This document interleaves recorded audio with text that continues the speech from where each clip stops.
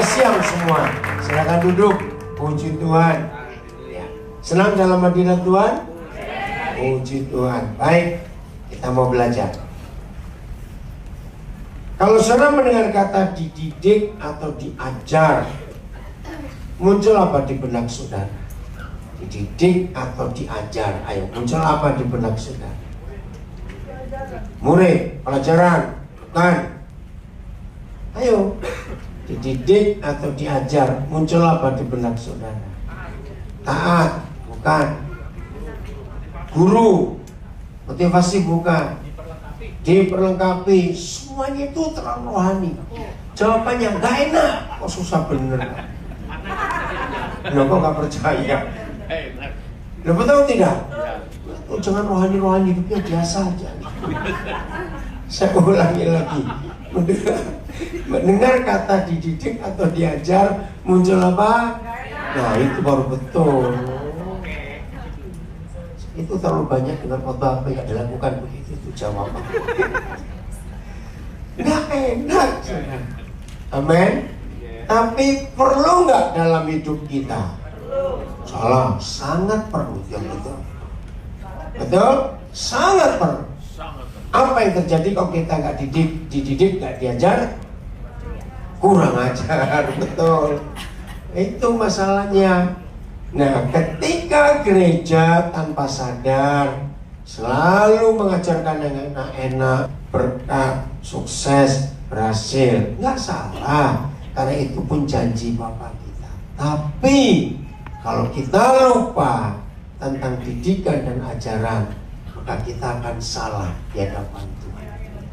Amin, kita akan salah. Oke, kita buka sekarang Ibrani 12. Penting sekali. Mana tim yang lain? Keluar. Oh ya. Ibrani 12 mulai ayat yang kelima. Ibrani 12 mulai ayat yang kelima. Dan sudah lupakah kita akan apa? Nasihat yang berbicara kepada kita seperti kepada anak-anak. Nah, kalau ada kalimat sudah lupakah kita, berarti artinya kita lupa. Maka itu perlu diingatkan, karena kita sering lupa. Sudah lupakah kita akan nasihat yang berbicara kepada kita seperti kepada anak-anak. Hai anakku, teruskan. Janganlah anggap enteng apanya Tuhan, didikan Bapa kita. Dan janganlah putus asa apabila kita diapakan, diperingatkannya. Maka itu ada kata jangan putus asa, karena kita gak suka. Dididik, diajar, kita tidak suka. Maka itu diingatkan, jangan putus asa. Kalau kita diingatkan, karena itu penting. Kita dididik, kita diajar. Ayat 6. Karena Yahweh Ayo, apa bedanya mengajar dan menghajar? Beda tidak? Beda. Mana yang lebih berat? Menghajar. Siapa? Ayo, siapa yang diajar? Orang yang dikasihnya. Maka itu ketika banyak khotbah-khotbah yang meninabobokan kita, sampai kita lupa ada hal-hal penting dalam hidup ini. Kita cuma dienakkan, oh Tuhan sayang kita saudara, oh Dia memberkati kita. Sudahlah percaya, jaminannya itu gak salah. Tapi kalau cuma itu saja, bahwa dikasih oleh Bapa di surga, itu gak cuma disayang-sayang, gak cuma dielus-elus, gak cuma dipeluk-peluk oleh Bapa, tapi diapakan? Dihajar. Gak main-main. Yang dikasih. Oke, kita tinggalkan dulu, nanti balik. Wahyu 3 ayat 19. Wahyu pasal 3 ayat 19. Kita lihat. Barang siapa diapakan? Go kasih dikasih Tuhan. Ayo, mana tim musik yang lain? Belum balik. Mana? WL-nya mana? Tidak ada. Aman. Oke. Barang siapa diapakan? Dikasih. Ku kasih. Iya. Ayo, iya. Ku tegur dan ku hajar. Ya. Jadi kalau Bapa mengasihi kita, jangan salah hanya yang enak-enak yang Dia beri pada kita. Tidak. Dia mendidik, Dia menegur, Dia mengasihi. Itu tujuannya. Maka itu kalau ada di antara kita, maaf ya, kalau saya pakai kata ini, ya buktinya Tuhan diam aja itu. Aku berbuat dosa kok didiamkan. Justru itu bahaya sekali. Kalau seorang berbuat sesuatu yang salah, tapi Tuhan diam, jangan-jangan itu sudah nggak diakui lagi. Sebab itu ada kata apa? Relakan. Stop dulu. Jadi kalau ada kata relakan, seharusnya kita bagaimana? Enggak rela. Kita enggak suka. Ditegur, diajar, kita enggak suka. Sebab itu relakanlah hati kita dan bertobat. Maka itu saya ulangi lagi. Kalau ada di antara kita yang berkata, kok diam aja aku berbuat dosa, kok didiamkan, hati-hati. Kalau Dia sayang kita, Dia pasti tegur kita. Amin. Kembali ke Ibrani 12, masih ayat 6 tadi, belum selesai. Dan sudah lupakah kamu akan nasihat? Oh, ayat 6 ya. Karena Yahweh menghajar orang yang dikasihi, dan Ia menyesat, mukul orang yang diakuinya sebagai anak. Nah, lihat. Secara wajar, semua kita gak suka dengar firman seperti ini. Betul tidak? Karena kebiasaan kita menyanyi enak-enak saja. Tapi harus. Ayat 7. Jika kita harus menanggung ganjaran, didikan, hajaran, teguran tadi, Tuhan memperlakukan kita seperti anak. Ini yang betul. Di manakah terdapat anak yang nggak diajar oleh papanya? Ada nggak? Nggak mungkin, itu papa yang kejam. Siapa yang ikuti berita pertengahan Oktober lalu, viral di sosial media? Ada seorang anak muda di Amerika, umurnya baru awal 30-an. Dia dihukum mati. Nah, sebelum dia dihukum mati, kebiasaan. Apa perkataan terakhirmu? Kamu mau ngomong pada siapa? Ada yang ngikutin nggak berita itu? Kaget. Waktu saya baca, saya ikut nangis. Dia ngomong ke mamanya, Mama, seharusnya kamu yang duduk di sini, bukan aku.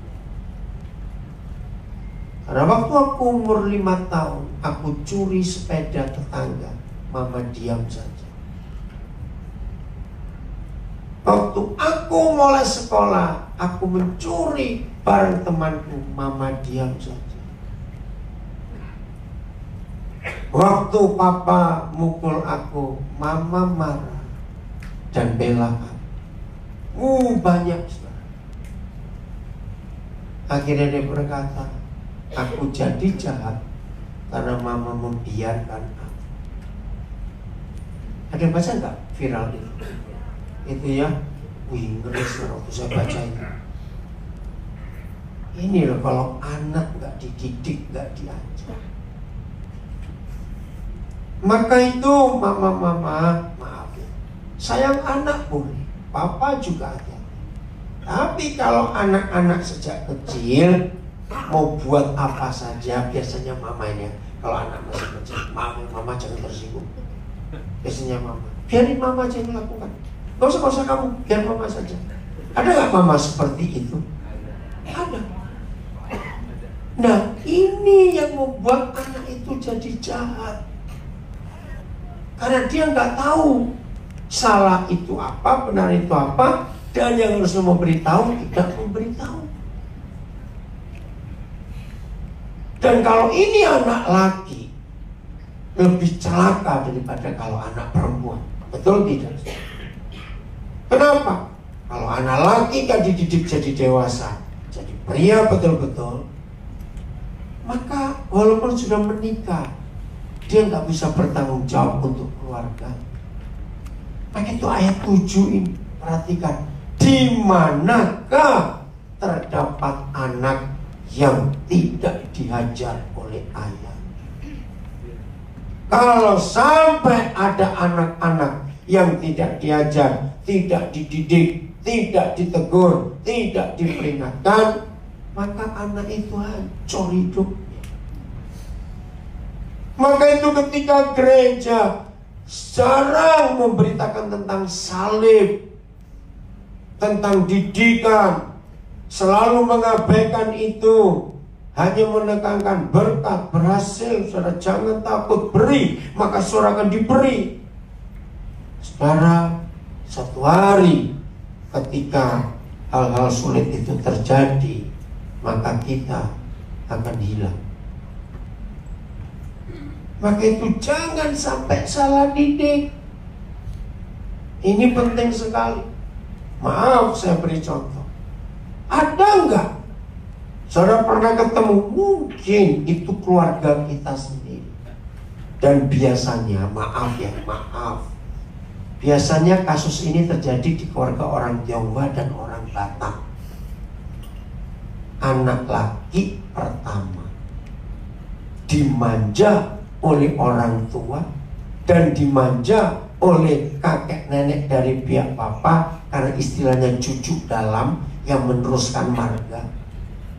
Sudah menikah pun masih bikin ulah terhadap orang tuanya. Ada atau tidak? Lu jawab ada atau tidak? Nah, kenapa? Karena gak dididik, gak diajar, dimanja. Karena anak pertama laki, cucu pertama. Coba lihat kasus ini. 1 Raja-Raja 1 ayat 6. Nanti sisanya cari di Alkitab, baca tentang satu nama ini. 1 Raja-Raja 1 ayat yang ke-6.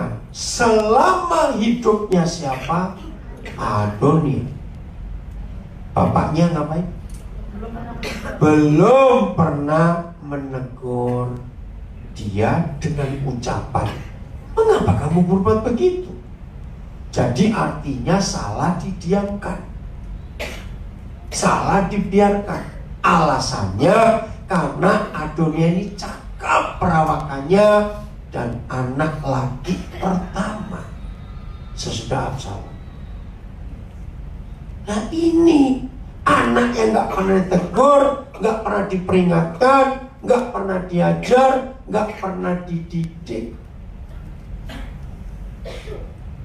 Selama hidup Adonia, dia bikin malu orang tuanya. Karena Daud itu orang yang diurapi, tapi salah didik, gak pernah negur.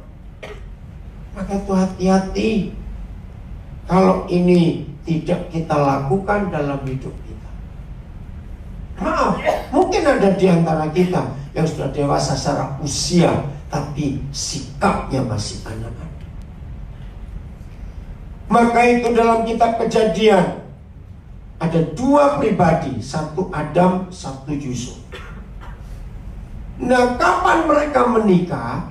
Walaupun Yusuf tahu umurnya 30 waktu dia menikah, tapi kalau kita perhatikan baik-baik, kapan Adam dinikahkan? Kapan Yusuf dinikahkan oleh Tuhan? Setelah mereka bisa bertanggung jawab. Kapan Adam dinikahkan? Setelah tugas yang Tuhan beri kepada dia untuk mengelola Taman Eden itu selesai. Masih ingat ya? Ngurus semuanya, memberi nama semua binatang. Langsung kita berkata, dikirimkannya, diberikan seorang penolong sepadan. Begitu pula Yusuf.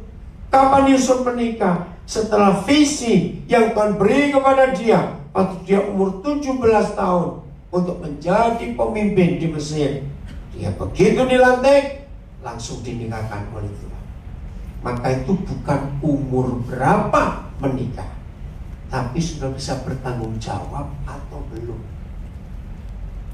Kalau ada anak laki khususnya, yang perempuan berkata merdeka, karena gadis gak dituntut apa-apa, cowok yang dituntut, betul? Oke, nah, jadi kalau ada seorang laki-laki umurnya sudah banyak, tapi belum bisa bertanggung jawab, jangan dinikahkan. Kasihan istri dan anak-anak. Berapa banyak maaf keluarga, anaknya jadi nggak respect kepada papanya, karena cari duit mamanya, yang penting tulang mama. Papa cuma santai-santai, alasannya nggak ada kerjaan. Kelihatannya melamar kiri kanan, tapi nggak serius. Ada nggak keluarga seperti itu? Anaknya sakit hati, karena anak-anak nggak rela kalau mama harus banting tulang, harusnya papa. Lah kenapa bisa begitu? Ya karena salah dari kecil. Apa lawan katanya? Tanggung jawab. Ayo, jawab tanggung-tanggung. Susah banget. Apa lawan katanya tanggung jawab? Bukan nggak tanggung jawab. Jawab tanggung-tanggung. Betul nggak? Apa itu jawab tanggung-tanggung? Diajak ngomong, tanya, lama sekali. Itu jawab tanggung-tanggung. Jadi harus mulai tegas sejak muda diajar. Maka itu papa mama yakinkan anak-anak sejak kecil. Kamu bisa. Ayo kamu coba, kamu bisa. Contoh sederhana sekali. Wajar kalau semua mama nggak suka anaknya makan berantakan. Betul toh? Nah, karena nggak suka berantakan, biasanya disuap. Nah, itu salah. Anak kalau makan berantakan itu wajar. Justru kalau anak kecil-kecil makannya rapi, ini menakutkan. Siapa ini yang loh, betul tidak, saudara? Namanya anak yang berantakan. Kenapa mereka berantakan? Karena belum tahu dan masih nyoba. Itu. Jadi kalau anak-anak makan, dikasih air minum gelas ya, bisa lihat tangan kiri kanan masuk ke piring, ke air, ke kepala diusapkan masuk ke hidung, biarin. Nggak mau pakai sendok juga biarin. Dia lagi eksperimen. Enggak, amin. Biarin. Nah, mamanya harus lebih pintar dari anaknya. Waktu duduk makan, nah harus duduk ya. Ada nggak anak makan keliling ke tetangga? Nah itu ngawur betul itu. Salah besar. Itu bukan anak bebek. Anak bebek begitu. Ajak keliling misalnya. Jadi ya kalau nggak diajak keliling nggak mau makan. Ya gobloknya kamu gitu aja. Masa kalah sama anak kecil? Jadi makan harus duduk. Nah, siapkan alas di lantai supaya kalau kececeran nggak repot. Langsung aja kertasnya diambil. Anak itu akan puas. 90% anak kecil malas makan itu bukan karena nggak suka makan. Betul? Terus kenapa? Yang goblok mamanya. Maaf ya, jangan tersinggung. Anak kecil tidak harus 3 kali makan sehari. Itu kita. Betul? Anak kecil itu jam makannya beda dengan kita. Percaya gak sih? Nah, 90% lebih penyebab anak gak suka makan karena makan buat mereka ini penyiksaan. Siapa yang nyiksa? Aduh, goblok itu. Ayo mereka, coba mereka. Yang menderita dia. Betul gak? Yang harusnya enak jadi karena dipaksa. Terus gak mau makan. Bukan berat, bukan murung. Maka itu tiap kali lihat piring lewat aja. Betul tidak prinsip ini, saudara? Siapa yang goblok? Ya udah, bertobat. Buatlah jam makan buat anak itu nikmat, menyenangkan. Kok gak amin sih? Jangan buat jam makan itu penderitaan dan penyiksaan. Maka itu anak-anak jadi malas makan karena menderita. Salah kita mendidiknya. Jadi anak nggak makan 3 kali sehari itu nggak apa-apa. Setuju nggak saya ngomong ini? Karena bukan 3 kali yang mereka butuhkan, sesuai dengan tubuhnya. Karena anak tahu kapan dia perlu makan. Tapi itu jangan dipaksa supaya nggak tersiksa. Jadi makin mama maksa anak itu makan, anak itu makin tidak suka makan. Mau dikasih yang seenak apapun, itu penderitaan. Berubah mulai hari ini. Tapi nanti anak itu mati. Enggak yang mati kita kalau nggak makan. Anak kecil nggak akan mati kalau nggak makan. Setuju? Anak-anak percaya itu. Ayo yang sudah gagal punya anak lagi hari ini, cepat. Siapa anak dengan baik? Anak kita jangan dirusak dengan konsep yang salah. Siap ya? Jadi semua dimulai dari masih kecil. Bagaimana cara kita hidup benar, berkenan di hadapan Tuhan. Oke, kita baca ayat ini untuk anak lagi. Ratapan pasal 3 ayat 27 dan 28. Ratapan 3 ayat 27 dan 28. Keren ya. Ya. Adalah apa? Baik bagi siapa? Seorang pria. Ngapain? Memikul kuk. Apa kata memikul kuk? Memikul tanggung jawab. Sejak kapan? Pada masa mudanya. Siapa ini? Anak laki. Catat. Maka itu yang gadis. Karena yang gadis gak dituntut macam-macam. Yang pria sejak masih muda harus diberi, diajar tanggung jawab. Tolong gadis-gadis, kalau kamu ketemu cowok, orang tua kalian sudah yakin, gembala yakin, tes pertama tanya dia 3 hal ya. Tolong ya, yang laki awas. Bisa cuci baju sendiri enggak? Tanpa mesin cuci. Awas. Ayo. Setuju gadis-gadis? Dengar itu cowok. Kalau tidak, kamu jadi babunya nanti. Nah, betul tidak? Nomor 1, cowok harus bisa apa? Cuci baju tanpa mesin. Catat ini. Ya. Awas, ada yang tolak oleh awas. Apa? Nomor 2, sebelum menikah, cowok itu harus bisa setrika baju dan celananya sendiri. Meletot, awas. Perlu dites itu. Tes. Ya, jadi tolong calon-calon mama mertua, tes calon mantumu. Bisa setrika baju? Tidak. Ayo, tes. Serius. Nomor 3, cowok harus bisa masak nasi sendiri. Apa sedang sih? Bisa nggak? Apa sedang goblok kamu ya? Gak bisa, ini serius. Kalau kamu cowok nggak bisa makan masakannya sendiri, makan rice cookernya sana.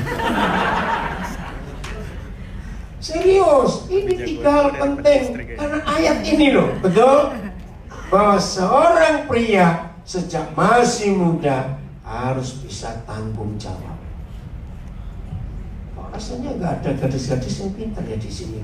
Diam aja ya. Harus itu. Ya, ayat 28. Lihat ayat 28. Biarlah siapa? Bukan iya, saya tahu itu iya. Pria sejak muda. Ngapain? Duduk sendirian. Artinya, ayo duduk sendirian itu artinya apa? Nggak perlu dibantu.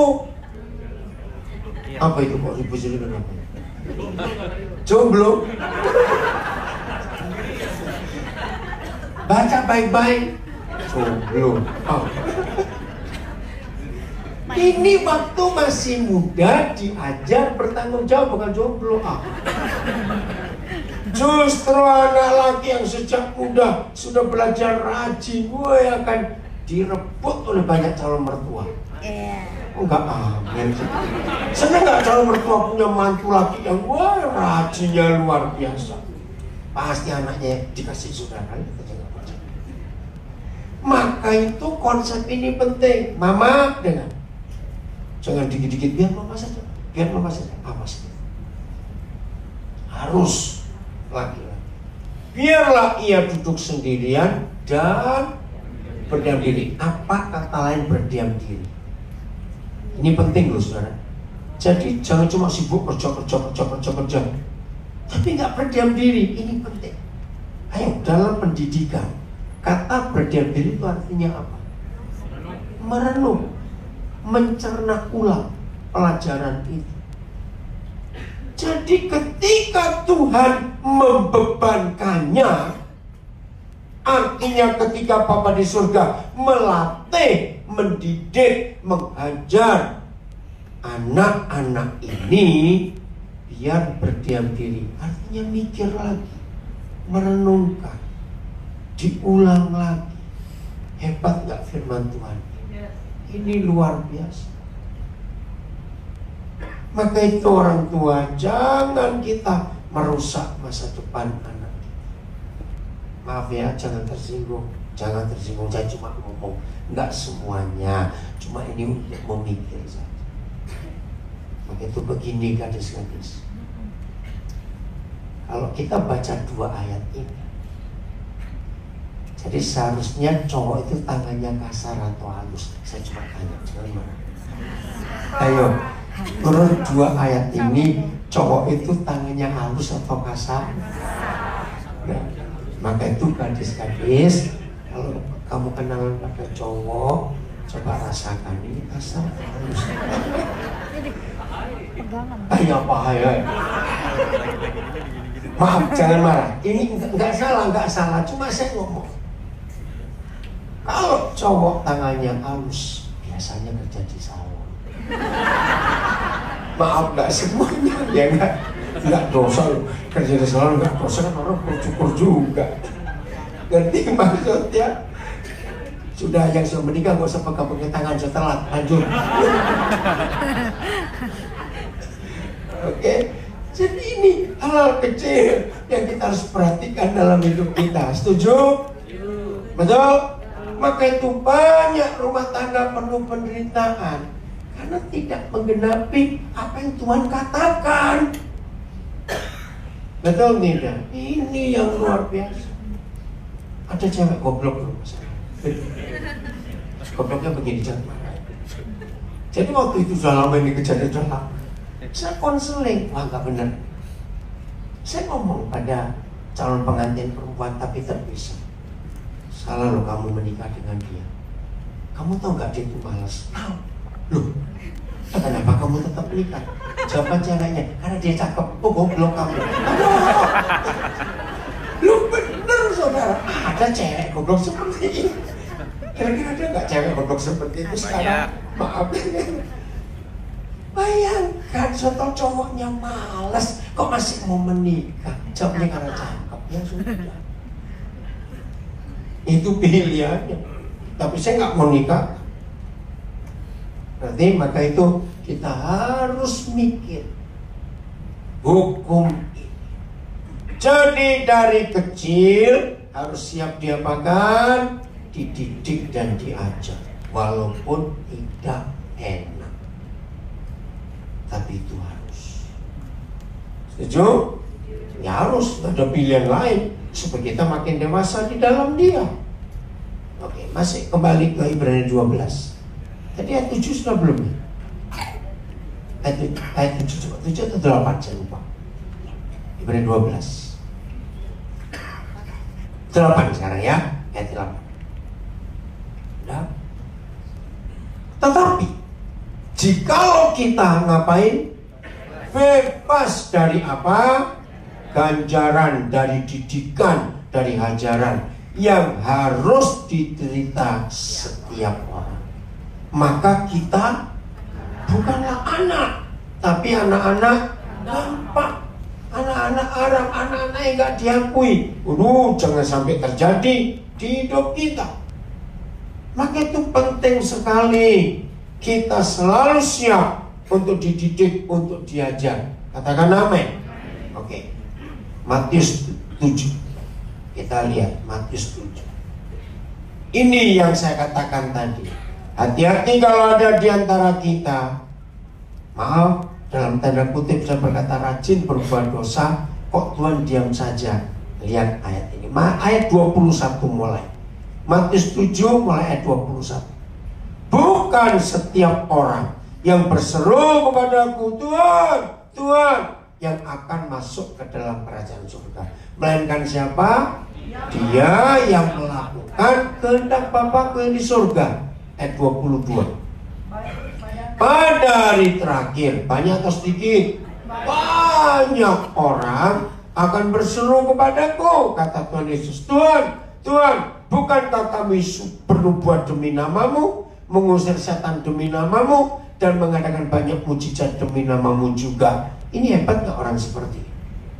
Mengusir setan, bernubuat, buat mujizat, semua demi nama Tuhan. Berarti ini orang-orang hebat gak? Hamba-hamba Tuhan hebat? Hebat. Tapi lihat siapa mereka.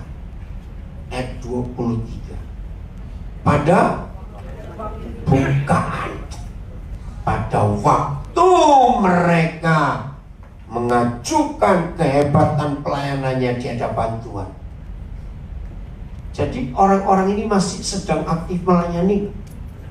Loh, jawab, sedang aktif. Maka itu bacanya betul. Bukan pada waktu itulah. Saya tahu itu waktu itulah. Tapi yang saya tanya, kapan? Ketika orang-orang itu sedang aktif-aktifnya melayani. Catat. Aku, baca. Ayo, aku akan berterus terang. Stop. Jangan anggap enteng kalimat berterus terang. Coba renung. Ngeri gak kalimat aku akan berterus terang kepada kita yang sedang aktif-aktifnya melayani? Bahaya. Apa sih kalimat, arti kalimat aku berterus terang? Berarti dari tadi ngapain? Ayo, dari tadi ngapain cepetan? Diam. Baru kali itu aku akan berterus terang dalam nama Yesus.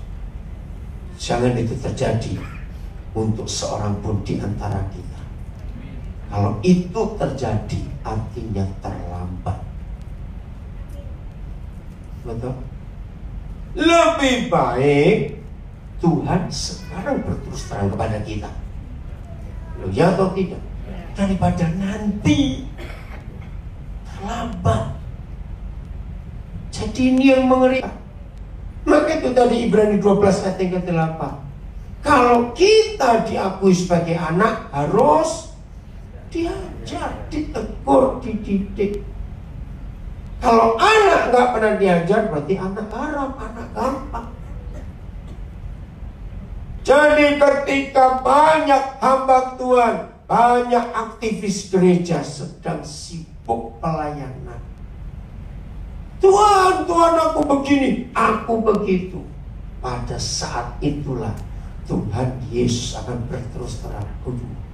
Ngeri. Apa terus terangnya? Kepada mereka dan berkata, baca, aku tidak pernah mengenal kamu. Stop. Nah, terus tadi itu ngapain? Katanya ngusir setan demi nama Tuhan Yesus. bernubuat demi nama Tuhan Yesus, buat banyak mujizat demi nama Tuhan Yesus. Loh kok bisa aku gak kenal kamu? Kok bisa? Nah ini, jadi begini, orang berdosa tetap bisa dipakai Tuhan. Jangan bilang, loh jangan usah. Contoh, masih ingat Bileam, hamba Tuhan yang kurang ajar? Masih ingat? Ditegur beberapa kali, dia nggak mau ingat. Akhirnya terakhir Tuhan ngomong lewat siapa? Keledai. Jujur ya, betapa dua bleknya Bileam. Coba jujur, kalau saudara dan saya, ya, naik keledai bukan kuda, apa bedanya kuda dengan keledai? Ayo, apa bedanya kuda dengan keledai? Ya kalau kuda cerak. Kalau keledai bahasa Jawanya lunung gitu. Dengar ya, kita lagi naik keledai, nggak ada orang, nggak ada siapapun. Tiba-tiba keledainya noleh ke kita terus ngomong, lu mau kemana? Ayo saya tanya, mungkin jatuh mungkin. Kaget, lu betul nggak? Lu bisa jatuh nggak kita? Kan kaget. Kamu bisa ngomong. Tapi Bileam ini gablek. Dia nggak kaget itu. Ini loh kurang ajarnya Bileam. Nah, apa artinya? Jadi siapapun bisa dipakai Tuhan. Kok bisa? Belajar dari Musa. Ya, Musa diajar luar biasa karena Tuhan sayang. Siapa masih ingat apa sih dosanya Musa sampai dia dihukum gak boleh masuk Kanaan? Marah, betul, marah. Kenapa? Bentuk marahnya kayak apa yuk? Musa. Iya, Tuhan perintahkan, katakan Musa. Ya, betul tidak? Tuhan bilang ngomong Musa pada batu ini supaya air keluar. Tapi Musa emosi. Musa marah. Dengar, dia marah kepada siapa? Bukan pada Tuhan loh. Ayo, dia marah kepada siapa? Cepetan, Israel. Jadi seharusnya Musa dapat pembelaan Tuhan enggak? Karena Musa marahi orang Israel yang marah kepada Tuhan. Nah, di situ saya belajar. Loh, kenapa Tuhan enggak malah berterima kasih kepada Musa? Malah Musa dihukum. Kan enggak fair. Loh ya atau tidak? Ini dia. Kalau hari itu Tuhan tidak sayang Musa, maka Musa akan dibiarkan. Tunggu satu saat dia akan berterus terang. Tapi terang. Apa pelajaran yang Musa terima dari Tuhan? Nah ini. Sering gak kita dengar ada hamba Tuhan berkata, saudara, karunia saya kesembuhan, karunia saya mengajar, karunia saya bernubuat, ini karunia. Salah. Semua itu milik Tuhan. Enggak ada milik seseorang. Nah, Musa harus diajar. Bukan dia hebat. Bukan tongkat itu milik Musa, lalu Musa semau-maunya asal mukul-mukul. Nah, bayangkan kalau Musa gak diajar hari itu. Satu kali Musa begitu dia pukul keluar air, Musa bisa sombong gak? Wih, hebat ya ternyata aku.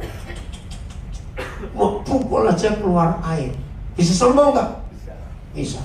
Nah ini caranya. Satu kali Musa bisa emosi pada bangsa Israel, terus jengkelnya luar biasa. Satu-satu dipukul kepalanya. Jadi monyet kamu, jadi kucing kamu, jadi apa kamu? Loh, Musa bisa gitu gak? Nah ini yang bahaya. Musa lupa kalau tongkat itu bukan milik dia, tetap milik Tuhan. Nah, begini. Tapi kenapa air itu keluar? Tolong catat. Yang membuat air itu keluar dari gunung batu bukan karena tongkatnya Musa, bukan karena Musa hebat. Tolong catat. Karena sekian juta umat Israel itu butuh air hari ini. Kalau nggak ada air mati. hati mereka. Nah, kebetulan Musa yang di situ. Maka Tuhan pakai Musa dengan tongkatnya. Ngerti nggak? Jadi kalau saudara dan saya bisa buat mujizat bentuk apa saja suatu hari nanti, tolong catat, bukan karena kita hebat. Ada orang yang butuh Tuhan hari itu di situ. Kebetulan kita di situ. Beda enggak? Jadi enggak ada yang memiliki sesuatu, semuanya milik Tuhan. Maka itu karena Tuhan sayang Bileam, dan enggak ada yang lain, cuma ada, ayo, keledai. Ya Tuhan pakai keledai. Kalau ada Pak Sam di situ hari itu, ya Tuhan pakai Pak Sam. Ngerti ilustrasi ini? Jadi jangan sombong. Ingat Tuhan Yesus pernah berkata, marah kepada orang-orang Farisi ahli Taurat, suruh diam tuh orang-orang, ribut aja. Kamu kira batu-batu gak bisa memuji aku kalau aku mau? Masih ingat gak perkataan itu? Jadi batu pun bisa dipakai oleh Tuhan. Jadi gak boleh ada yang sombong. Kebetulan kita ada di situ. Jadi kalau satu hari saudara ke rumah sakit, mendoakan orang, wah yang sakit yang sembuh, berkata, wih aku hebat. Awas kamu bilang begitu. Kenapa? Jawabannya, kebetulan saudara yang datang ke situ. Gak ada yang lain. Berarti ya, jadi ini didikan Tuhan. Maka itu orang berdosa bisa dipakai Tuhan? Tidak bisa. Jadi jangan menghakimi. Itu urusan Tuhan masing-masing dengan setiap kita. Kembali ke Matius 7:23. Jadi orang yang melayani Tuhan dengan hebat, Tuhan bisa nggak kenal ini siapa ini orang. Coba keledai itu kenal Tuhan nggak? Keledainya Bileam tuh kenal Tuhan nggak? Enggak. Keledainya sombong? Nggak tahu diri gitu aja. Betul? Pada waktu itulah aku akan berterus terang kepada mereka dan berkata, aku tidak pernah mengenal kamu. Jadi yang suka tanya kok bisa? Tahu jawabannya? Nah apa ayo? Jawabannya apa? Ya bisa aja. Siapa aja bisa dipakai Tuhan kok. Binatang aja bisa, batu bisa, orang berdosa pun bisa, semua kita juga bisa. Karena ada orang yang butuh Tuhan hari itu di situ. Kebetulan kita ada di situ. Jangan coba. Aku tidak pernah mengenal kamu. Terus tanda seru, kata apa berikut? Enyala. Ini bukan cuma ngusir. Kalau ngusir pergi. Tapi ini enyala. Apa kata lain? Enyala. Kayak ngusir anjing. Ngeri loh. Hamba Tuhan ini pada dipakai Tuhan luar biasa. Nyala. Daripadaku. Siapa? Ayo, siapa orang-orang ini? Kamu sekalian pembuat kejahatan. Saya shock. Bagaimana pembuat kejahatan? Mengusir setan demi nama Tuhan Yesus, bernubuat demi nama Tuhan Yesus, melakukan banyak mujizat demi nama Tuhan Yesus. Kok bisa membuat kejahatan? Maka itu jangan sombong. Hati-hati loh suka ngomong. Ini loh buktinya. Aku sudah berapa bulan gak ke gereja, hidupku enak-enak aja. Hati-hati kamu. Ada gak orang ngomong seperti itu? Nah, hati-hati kalau kita didiamkan oleh Tuhan. Sungguh saudara, kita gak bisa main-main dalam hidup ini. Jangan tunggu sudah infus kiri, kanan, kaki, hidung diinfus semuanya, baru pakai aku Tuhan. Telat. Soalnya begitu dipakai bagaimana, jalan aja nggak bisa. Maaf saya ngomong, ada nggak orang seperti itu? Enak aja pakai aku. Berdiri aja nggak bisa. Banyak nggak orang-orang sombong seperti itu? Merasa mampu ini, uangnya banyak. Awas. Ayo kita berubah dalam konsep hidup kita. Bersyukur kalau papa masih sayang kita, berarti dia masih tegur kita, masih didik kita, masih ajar kita, masih diperingatkan. Bersyukur. Pokoknya pulang dari sini berubah. Yang rajin berbuat dosa, kok Tuhan diam hatinya. Kembali ke Ibrani 12 ayat 9. Ayat 9. Selanjutnya, apa arti kata selanjutnya? Berikutnya, artinya ya terus, nggak stop. Selanjutnya dari ayat kita yang sebenarnya ayat jasmani, kita dapat apa? Dapat ganjaran. Dan orang tua kita hormati. Kalau demikian, bukankah kita harus lebih taat kepada Bapa segala roh, Bapa di surga, supaya kita beroleh hidup. Apa lawan katanya hidup? Mati. Nah, jadi kalau kita nggak dididik, nggak diganjar, nggak diajar, kita mati. Maka itu jangan terjadi. Ayat 10 masih pasal 12 kitab Ibrani. Sebab mereka, papa mama jasmani kita ngapain? Mendidik kita terus dalam waktu yang pendek. Saudara, saya masih ingat waktu masih kecil. Coba renungkan, kalau ada yang nggak pernah ngalami ini, kalau saya berikan contoh ini pasti bisa ngerti. Karena tidak semua kita punya papa sejak kita masih kecil. Oke, saya pernah ngalami. Satu kali saya salah. Saya merusak barang kesayangan papa. Saya nggak tahu namanya anak kecil. Dia marah, dia pukul. Ternyata saya baru ketemu satu cara. Kalau papa marah kepada kita, jangan makin lari. Setuju nggak? Terus ngapain? Langsung kaki papa kita dengan dua tangan yang rapat. Jadi papa kita bisa ngapain? Nggak bisa. Tapi bukan cuma itu, masalahnya bukan cuma nggak bisa ngapa-ngapain. Ternyata nggak ada papa yang emosi lalu marah, anak sudah peluk kakinya mesti dipukulin, nggak ada itu. Itu pasti omnya. Loh iya atau tidak? Kalau papanya nggak mungkin. Loh coba bayangkan, iya atau tidak? Oh ya, begitu papa kita marah, terus kita peluk. Ya kan kita masih kecil, jadi belum setinggi. Ya kok sampai gede, peluk perutnya gede nanti.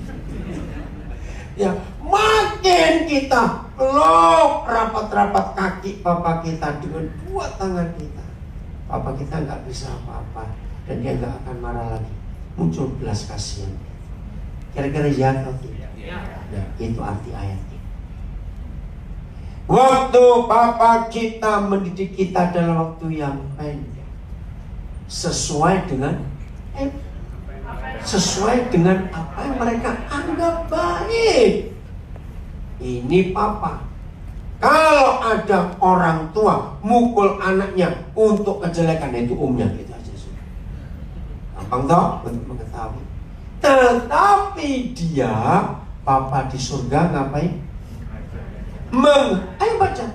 Menghajar kita untuk kebaikan kita, supaya kita beroleh bagian dalam kekudusan.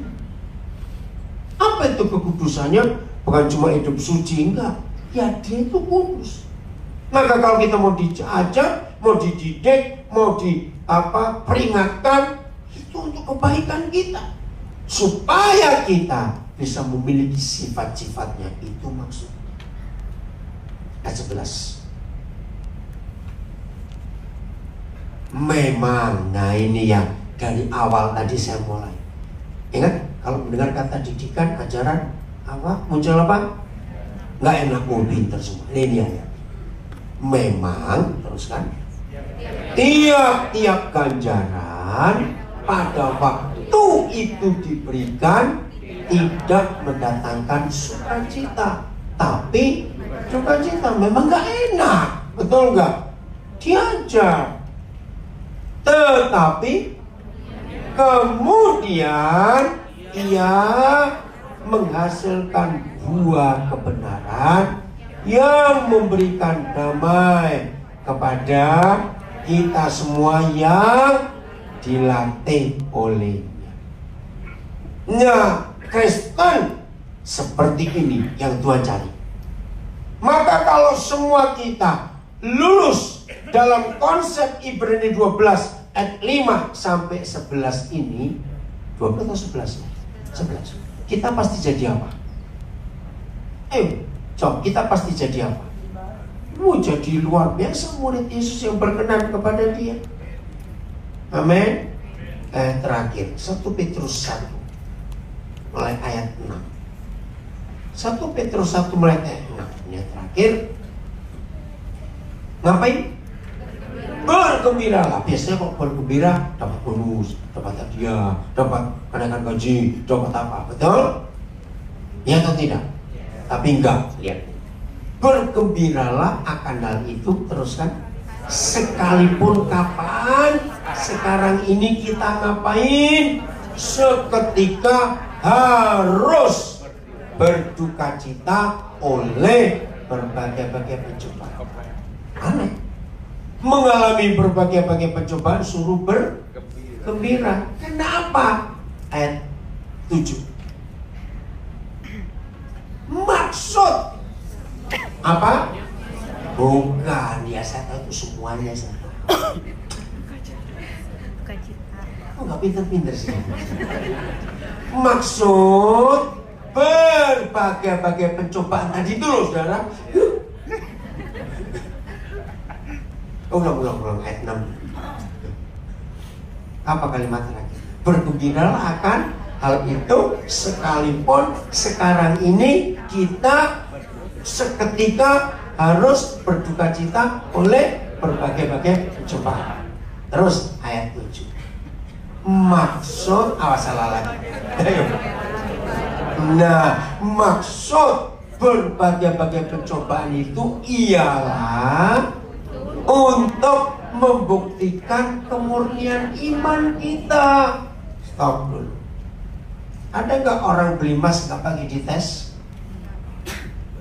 Langsung percaya pada tokonya, ada nggak? Tidak. Ini tesnya.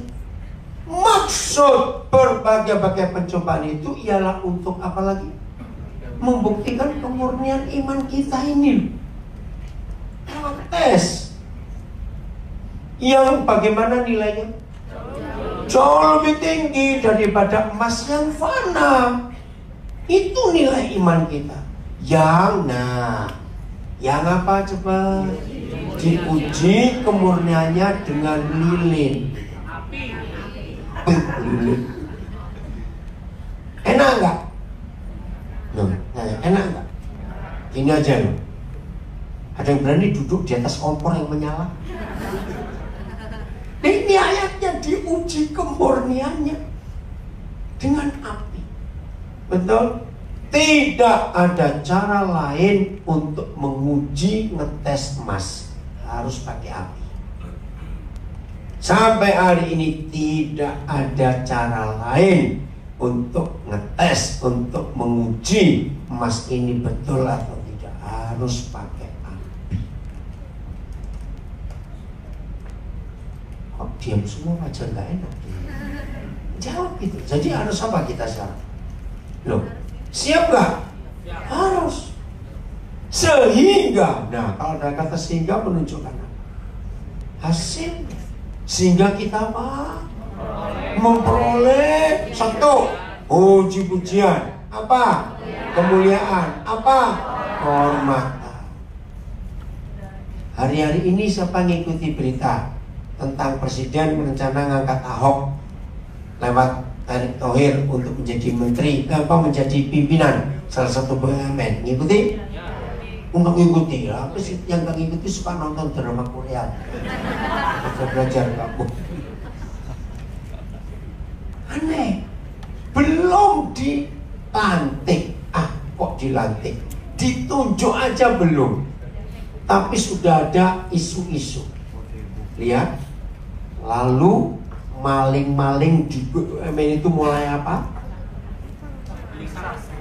Gelisah.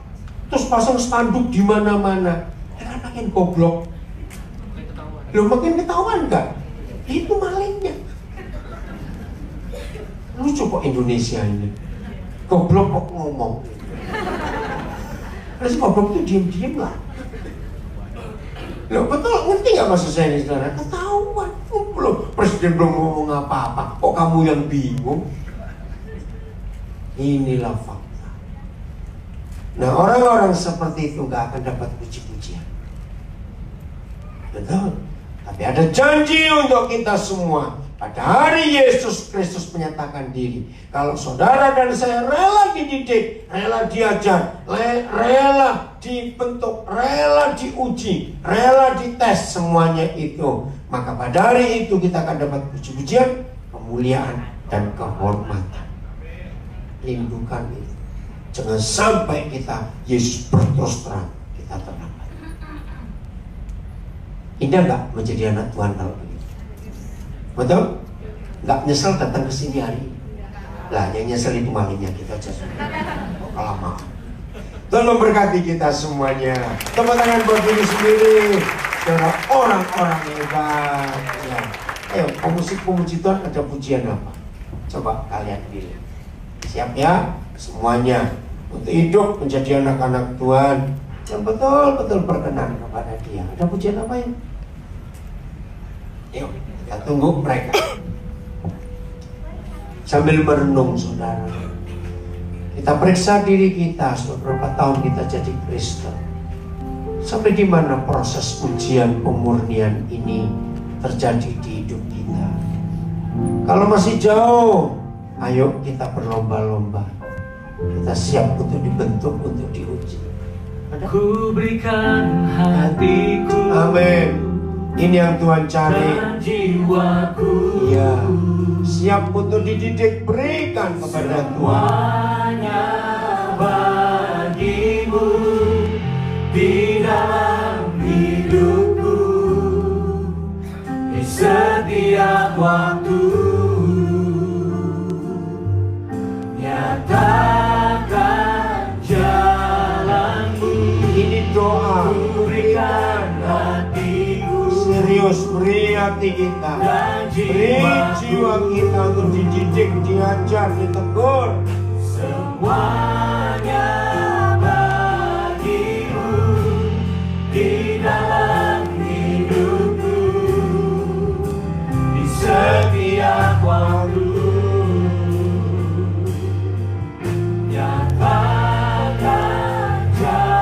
Lagi sekali Ku berikan hatiku dan jiwaku, semuanya bagimu di dalam hidupku, di setiap waktu.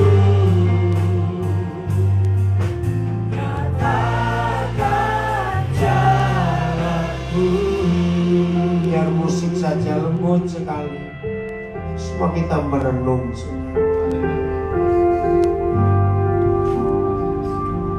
Sambil kita tanya pada diri kita sendiri, kapan dia terakhir aku dididik Tuhan, diajar Tuhan? Kapan dia aku ditegur papaku? Kapan? Coba ingat-ingat. Kalau saudara menemukan, sudah 2 tahun ini aku kok nggak pernah ditegur, nggak pernah dididik.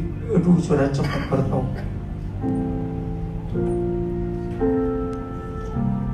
Maka itu pemazmur berdoa, ujilah aku Tuhan, tes aku, cobalah aku. Karena itu baik.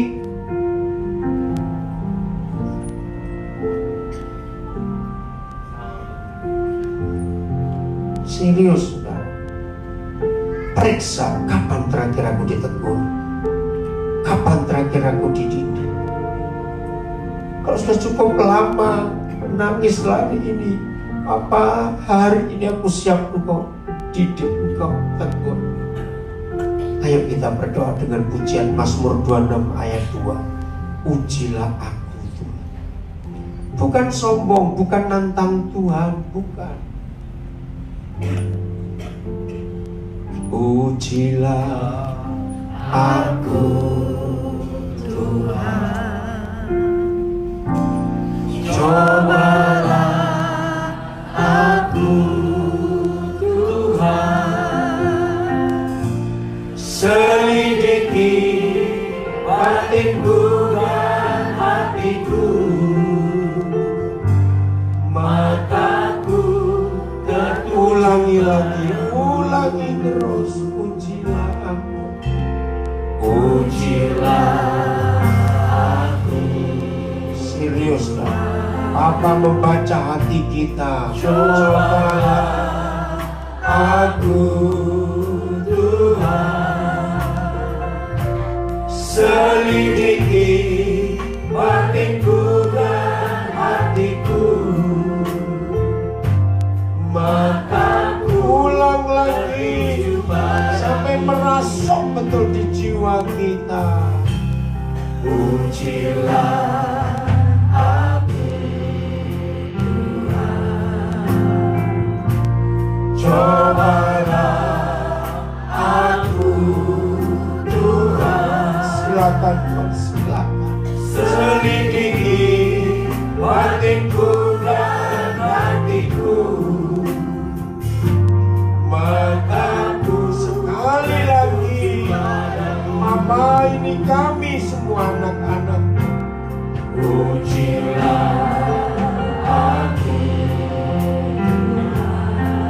ya Tuhan, ya. Cobalah aku Tuhan, selidiki batinku dan hatiku, mataku tertuju padamu. Aku cinta padamu Tuhan, aku cinta padamu. Aku rindu hadiratmu, aku rindu hadiratmu Tuhan. Aku ingin selalu dekat padamu, aku ingin selalu dekat padamu, menikmati kehadiranmu, menikmati kehadiranmu. Oh, nyanyi Hosana, oh, nyanyi Hosana bagi Rajaku yang duduk di tahta. Pak Sep, maju Pak Sep.